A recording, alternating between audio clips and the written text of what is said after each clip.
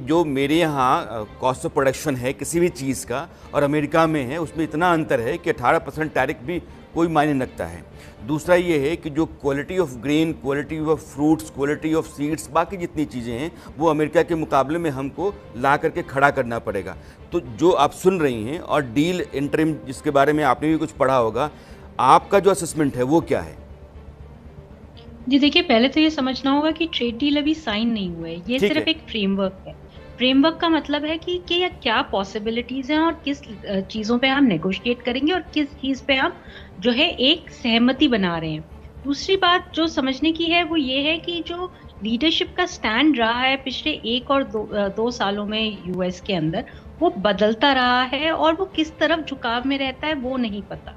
तीसरी बात यह है कि 25% हमारा रेसिप्रोकल टैरिफ उन्होंने लगाया था, जिसको उन्होंने घटा करके 18% करने का कहा है ट्रेड डील में, और 25% हटाने को कहा है रशियन ऑयल अगर हम नहीं खरीदते, जिसकी अभी जो है खरीद कम नहीं की गई है और अभी कंफर्मेशन भी नहीं दी गई है, पर उस पर सहमति है कि हम ये करेंगे तो 18% टैरिफ आएगा। तीसरी जो बाकी की चीजें हैं जहाँ पे एग्रीकल्चर प्रोडक्ट्स हैं या कॉस्ट कॉम्पिटिटिवनेस की बात है, वो बात सही है कि जो एक लागत की कॉस्ट होती है हर एक इकोनॉमी में, कॉस्ट ऑफ प्रोडक्शन होती है, वो इकोनॉमी वाइज अलग अलग होती है, और अमेरिकन इकोनॉमी की जो कॉस्ट ऑफ प्रोडक्शन है वो कहीं ज्यादा है इंडियन इकोनॉमी से। दूसरी चीज जो जरूरी है कि कोई भी एग्रीकल्चर प्रोडक्ट जब लाया जाता है उसकी कितनी शेल्फ लाइफ है, कितने टाइम में वो जो है आता है और कितने टाइम में कंज्यूम होता है, उससे भी फर्क पड़ता है। जिसमें भारत में जो कॉरिडोर्स बने हैं, इंफ्रास्ट्रक्चर बना है, जो चेंजेस आए हैं, वो अपने में एक फूड सरप्लस रहता है और एक फूड प्रोवाइड करता है, और जो हमारे बजट्स में आता है उसके यामिनी, वो साथ तो होता है। अपना चिकन भी महीना भर बेच देते हैं यहाँ। जी देखिए, जो प्रोसेस्ड फूड है वो अभी भी भारत में नहीं बिकता।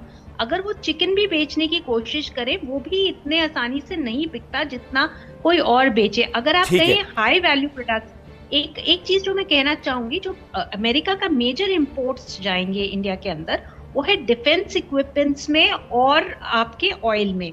जो बाकी के हाई एंड टेक्नोलॉजी गुड्स हैं, आपका आईफोन तक है, वो आज भारत में मैन्युफैक्चर्ड है। जो मैक्सिमम असेंबली आइटम्स होते हैं जो एशिया में पूरे देश भर में जाते हैं, वो इंडिया से असेंबल होकर के या प्रोड्यूस होकर के जाते हैं, जिसके ऊपर भी वो चाहते हैं कि वहां पे मैन्युफैक्चर हो, इसलिए टैरिफ्स लगाए गए थे ताकि वहां पे मैन्युफैक्चरिंग हो।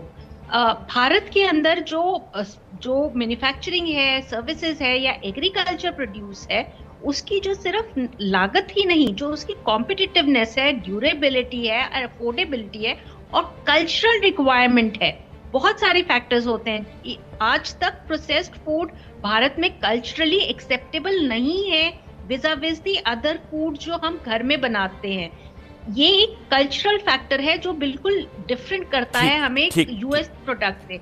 इलेक्ट्रॉनिक गुड्स में भी आप देखें, जो उनकी वोल्ट एक्सेप्ट की जाती है वो अलग है देन हमारी, तो वो भी सेम नहीं बैठती।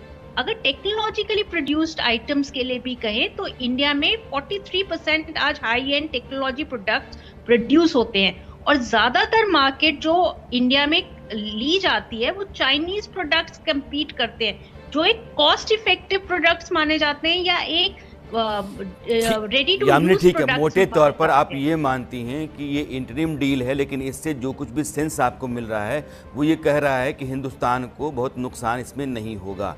आप कह रही कि कॉम्पिटिटिवनेस, कॉम्पिटिटिव मार्केट है, तो हमारा जो फूड ग्रेन है, जो हमारी बाकी जो प्रोड्यूसर्स हैं, उनको बहुत नुकसान, हमारे किसान को अल्टीमेटली नुकसान नहीं होगा।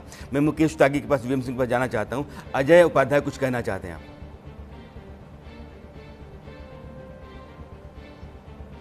वीएम सिंह साहब। दो तीन बातें हैं। हमारे साथी प्रवक्ता ने, ठीक है, ठीक है। विद्वान प्रवक्ता ने बड़ी अच्छी बातें की कि ये हाँ, अजय मैं बोल बोलिए। रहा हूँ, जसवंत जी मैं बोलूँ? बिल्कुल बोलिए।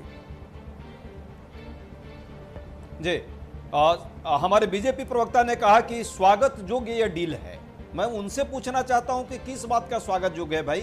पहले 3% जो हम टैरिफ चुकाते थे उस पर अब 18% हो गया, ये स्वागत योग्य है? या हमारे प्रोडक्ट जब एमएसएमई के मामले थे, हम 13.5% उन पर जो है छोटे छोटे प्रोडक्ट पर जो हम करते थे उन पर टैक्स लेते थे उनसे, वो खत्म हो गया, जीरो पर आ गया, वो स्वागत योग्य है। 100 बिलियन मान लीजिए, हम मान लिया 5 साल में 500 बिलियन, तो 100 बिलियन प्रति वर्ष जो हम जीरो शुल्क पर आयात करेंगे, कि ये स्वागत योग्य है? या रसा से तेल पर प्रतिबंध लगा करके अमेरिकी आदेश और उसकी दादागिरी को हमने स्वीकार लिया, ये स्वागत योग्य है? आपने ये भी बात कही कि अब भ्रांति फैलाया जा रहा है। मैं तो कहता हूं भ्रांति, भ्रम, भक्ति जितना भी आप कीजिए, लेकिन किसानों के भविष्य को क्यों बेच रहे हैं? ये तो मत बेचिए। ठीक डॉलर बनाम रुपए की बात हो रही है। मैं मुकेश टागी पर जाना चाहता हूं। अजय उपाध्याय और वीएम सिंह दोनों के बयान लेकर के मैं मुकेश टागी पर जाना चाहता हूं। आप आयात डॉलर पर करेंगे? ठीक है, वीएम सिंह साहब आप भी कुछ कहना चाहते हैं? मैं एक चीज चाहता हूं, जो बीजेपी के प्रवक्ता हैं, एक चीज को एड्रेस करें। जैसे हम लोग सुन रहे हैं और देख रहे हैं कि प्रेशर टैक्टिक्स है, प्रेशर के कारण जो है तेल रशिया से बंद करके वेनेजुएला से लिया जा रहा है, जो कि अमेरिका से लिया जा रहा है, एक ही बात है। अगर ऐसा प्रेशर डलेगा, अगर डेरी आज नहीं है तो बाद में प्रेशर डलेगा, तो हम लोग क्या करेंगे? इसका एक जवाब दे दें किसानों के लिए। किसान के गले के ऊपर तलवार लटकी हुई है बस। मुकेश टागी। देखिए मैं आपको बताऊं कि 18% 50% से हुआ है, ठीक है, रशियन सैंक्शन लगी, उसके बाद भी प्रधानमंत्री मोदी ने लगातार 35 से 38% ऑयल इंपोर्ट जो है लगातार अगस्त से जारी रखा इंडिया में रशिया से। ये मतलब ये इसमें कहीं कोई छुपाने वाली बात नहीं है, और वो भी कंसेशनल पे रखा गया, रूपी रूबल ट्रेड के अंदर रखा गया। बहुत स्वागत योग्य है। अभी देखिए ऑयल प्राइसेस कम हुए हैं, अब $60 पर बैरल के हिसाब से आजकल चल रहा है। उस जमाने में $100 पर बैरल भी जा चुका था। इन सब चीजों का भी असर जो है कृषि के उत्पादक कॉस्ट पर पड़ता है। अब आप ये देखिए T+ एक कॉन्सेप्ट है कि चाइना में पहले कॉन्सेंट्रेशन था पूरी सभी इंडस्ट्रीज का। अब आप हमारा कंपैरिजन देखिए, हम है 18% पे, वियतनाम है 20% पे, बांग्लादेश है 19% पे, चाइना है 34% पे। तो ये जो डिफरेंशियल है उसका सीधा प्रभाव जो है भारत में जो इंडस्ट्री और इन्वेस्टमेंट होगा, जो पहले चाइना में थी, मोनोपोली थी, फिर धीरे धीरे वियतनाम में शिफ्ट हुई, फिर उसके बाद आपके लाओस और साउथ ईस्ट एशियन कंट्रीज में गई, अब वो धीरे धीरे यहाँ पे आने की। आईफोन भी उसमें एक एग्जाम्पल है कि कितना बड़ा प्रोडक्शन हमारे होता है। और जहां तक मैं आपको बता दूं, मोदी जी का कृषि के प्रति संवेदनशीलता अतुल्य है। आप आगे देखते जाइएगा, कृषि में तमाम सुधार आएंगे, उनकी उत्पादकता बढ़ेगी। आप बिल्कुल भी इसको चिंता के उसमें घेरे में मत डालिए, क्योंकि इसके अलावा भी बहुत सारे। ठीक है, मैं आता हूं मुकेश टागी ने जो बात कही। मैं अजय के पास जाऊं। रविंद्र सचदेव साहब, एक बात तो है, मुझे आप ये बताइए कि वो चाइनीज गुड्स हो, बांग्लादेश हो, श्रीलंका हो, पाकिस्तान हो, वियतनाम हो, मैं बांग्लादेश, श्रीलंका, वियतनाम की बात करता हूँ टेक्सटाइल इंडस्ट्री को लेकर के, बाकी सारे, जब आपका सामान अमेरिका पहुँचेगा तो आपके ऊपर लगने वाला टैरिफ हिंदुस्तान के टैरिफ से ज़्यादा है। तो जाहिर है कि जो कंपटीशन हमको इन देशों से मिलता है दूसरे बाज़ार में, उसमें हमारे पास एज है 1% 2% का, वियतनाम हो, श्रीलंका हो, बांग्लादेश हो, पाकिस्तान हो। दूसरी बात यह है कि अमेरिकी सामान का जो कॉस्ट ऑफ प्रोडक्शन है उतना ज़्यादा है कि हमारे कॉस्ट ऑफ प्रोडक्शन से कहीं अधिक है। तो लाजमी है कि अमेरिका का बाजार हमारे लिए ज़्यादा आसान होगा। Thank you. यस, आसान होना चाहिए, पर एक बेसिक बात समझे ना। ट्रंप के आने से पहले अमेरिका की एवरेज इंपोर्ट ड्यूटी थी 3-3.5%। वो सबके लिए अमेरिका ने पूरी दुनिया के लिए वो बदल दिया है। दुनिया के लिए मानो उसने एवरेज कर दिया 18 या 20% की तरफ। 20% चाहता है अमेरिका एक्चुअली एवरेज, राइट। 1 तो हमारे पे 50 गया तो हमें नुकसान हो रहा था। अब हम 18 पे आए तो जो नुकसान हो रहा था वो नुकसान होना हमारा रुक गया है। अदरवाइज हम बैक टू सेम है। जो हम मतलब 1 साल पहले जो एक्सपोर्ट कर रहे थे, हम 3% पे कर रहे थे, पूरी दुनिया भी 3 पे कर रही थी। अब हम 18 पे करेंगे, पूरी दुनिया भी 18 पे करेगी या उससे ज्यादा। यस, तो 1-2% जो है उसका हमें एडवांटेज होगा विदाउट डाउट।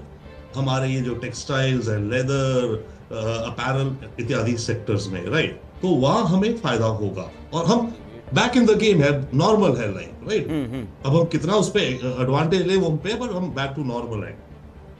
सेकेंडली, मैं एक छोटा सा क्विक क्लैरिफिकेशन दे रहा हूँ 500 बिलियन का। अभी हमारा $200 बिलियन ट्रेड है दोनों देशों का आपस में, टोटल ट्रेड, जिसमें से करीब 120 बिलियन है गुड्स का, जिसमें से हम करीब 80 बिलियन एक्सपोर्ट करते हैं और हम इंपोर्ट करीब 40 बिलियन करते हैं, तभी हमारा करीब 40-50 बिलियन डेफिसिट है। तो टारगेट ये है कि दोनों देशों का अभी जो 200 है, आज से 5 साल बाद 500 बिलियन होगा आदान प्रदान में, सर्विसेज एंड गुड्स। इसके अलावा इन पैरेलल और इसी के अंदर अभी जैसे हम $40 बिलियन का अमेरिका से गुड्स खरीदते हैं, हमारा टारगेट जो हम कह रहे हैं, हम कमिट नहीं कर रहे हैं, हम इंटेंट दिखा रहे हैं हाँ, कि जो हम $40 बिलियन अमेरिका से लेते हैं, इसको हम बढ़ा करके 500 बिलियन बढ़ा करके ऐड करेंगे अगर 5 साल में, तो ये $500 बिलियन आएगा। तो ये अलग है 500 बिलियन का। Quick thing on oil. Oil में फैक्ट है, अब हम कहें क्या कहें, कौन कैसे कहता है, डॉट्स क्लियर है। इंडिया ने रशिया से तेल खरीदना कम कर दिया है।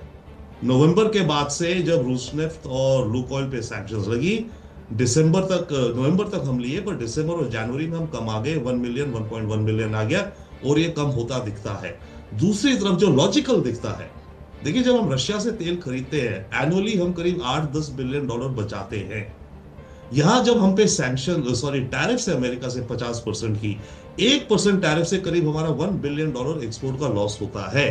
तो अगर ये 50% टैरिफ साल भर रह जाती तो हमारे करीब $50 बिलियन अमेरिका के एक्सपोर्ट्स कम हो जाते। तो अब हमें डिसीजन लेना है, मैं ये 10 तेल सस्ता लेके बचाऊं या अपने $50 बिलियन का एक्सपोर्ट्स को बचाऊं। इसके अलावा हमें फ्यूचर में सामने दिख रहा है, अमेरिकी कांग्रेस में एक बिल आ चुका है, पास हो जाएगा, कभी भी कर सकते हैं वो लोग, 500% टैरिफ अगर आप रशियन तेल खरीद रहे हैं। तो अगर हम रशिया से तेल खरीदते रहे तो आने वाले let me complete one quick thing, तो अगले 1-1.5-2 महीने में वो सिचुएशन आएगी कि 550% टैरिफ, हमारा सारा एक्सपोर्ट ठप।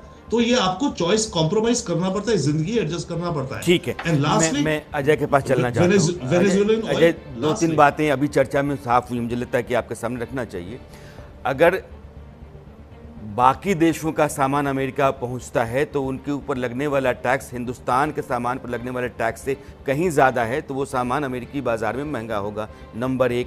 नंबर 2 ये है कि हमारे किसान का जो उत्पाद है वो अमेरिका के किसानों के उत्पाद से कहीं सस्ते में होगा, तो वो कंपटीशन भी हम शायद, अमेरिकी कृषि उत्पाद जब हमारे यहाँ आता है तो हमारा कंपटीशन जो है वो उसमें हम बेहतर स्थिति में अपने आप को पा सकते हैं। हालांकि मुकेश साहब कह रहे थे कि हमको कंपटीशन तैयार होना चाहिए। तो जो ग्लोबलाइजेशन लिबरलाइजेशन का दौर शुरू हुआ 1991 में, अब ये अमेरिकी बाज़ार के साथ एक कंपटीशन ये है कि अमेरिकी सामान हमारे बाज़ार में जब आएगा तो हमारे लिए क्या चुनौतियाँ रहेंगी। मुझे यह चिंता समझ में आती है, खासकर किसानों को लेकर के, और जो दुग्ध उत्पादक हमारे यहाँ डेयरी के सेक्टर के लोग हैं, क्योंकि वहाँ लगभग 8 करोड़ लोग किसी न किसी तरीके से जुड़े हुए हैं, और अगर हम अमेरिकी डेयरी को अपने यहाँ परमिट करते हैं तो 1 लाख करोड़ का सालाना नुकसान हमको होगा।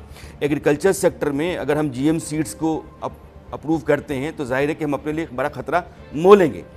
लेकिन जो भारत का प्रोडक्ट है, जो भारत का कारोबारी है, उसके लिए तो एक बड़ा बाज़ार मिल रहा है ना। यूरोपियन यूनियन के साथ गवर्नमेंट एक अलग डील की, वो मदर फॉर डील्स कही जा रही है। एक और बाज़ार अमेरिका के साथ जो हमारे साथ पहले चल रहा था वो बाज़ार है। तो जाहिर है कि हमारे सामान के लिए बाज़ार तो सरकार लगातार बढ़ा रही है, तो वो एक बेहतर स्थिति तो है।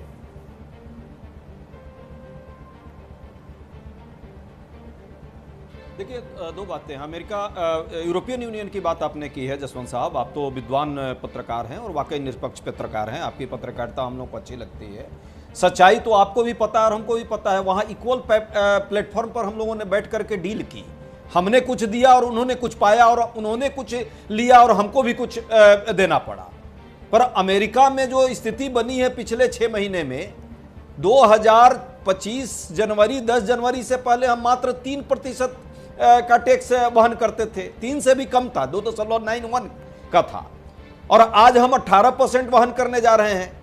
तो हमने जो शुल्क उनके इंपोर्ट मामले में लगाते थे वो हमने 0 कर दिया, जो हम 13.5% तक बहुत सारे प्रोडक्ट पर लगाते थे।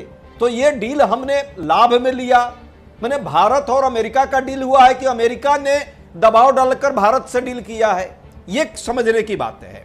जिस एग्रीकल्चर सेक्टर की बात हो रही है, उस सेक्टर पर इतने सालों तक हमने जो है क्यों रोक लगा रखी थी?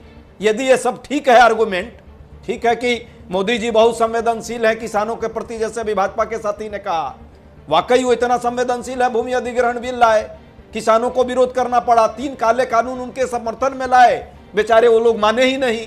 तो छोड़िए उस पुराने चीजों पर इस डील के साथ अमेरिका के प्रोडक्ट जो हम 1.3 बिलियन जो हम सरप्लस है, क्या आपको लगता है कि भारत के किसानों की क्षमता ऐसी है कि जो मार्केट प्राइस है अभी एमएसपी उस व्यक्ति को नहीं मिल पाता है, वो जब वहां से और इतना सस्ता आएगा मार्केट में वो कंपीट करने की स्थिति में होगा?